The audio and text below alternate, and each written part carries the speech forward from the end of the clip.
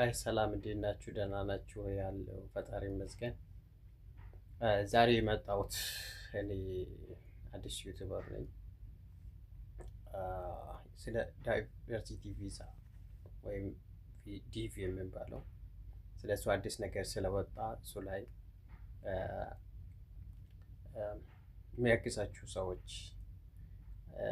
አይ ቲንክ እስከ 200 ወይም 100 በላይ ሰዎች ሊያግዛችሁ ይችላለሁ።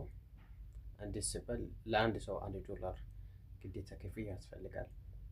እሱም ደግሞ ማስተር ካርድ እና ፔያብል እንደዛ ነው የሚከፈለው። ስለዚህ ኢትዮጵያ ያላችሁ ልጆች አክቹዋሊ ለእናንተ ይሄ ነው።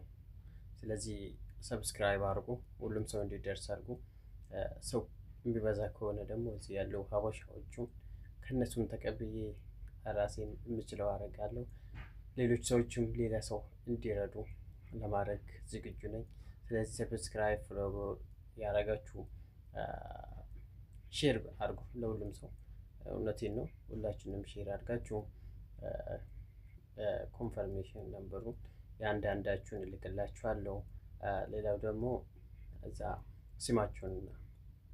ስማችሁን በትክክል ጻፉልኝ፣ ስፔሊንጉ ሳትሳሳቱ በእንግሊዘኛ እና እሱን ነው የምላችሁት።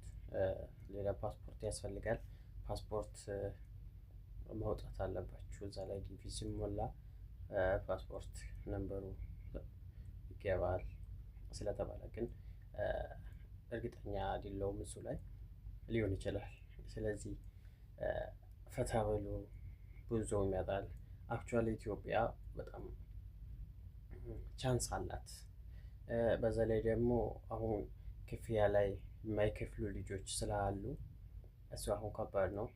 ምክንያቱም በዚህ ዘመድ ያላችሁ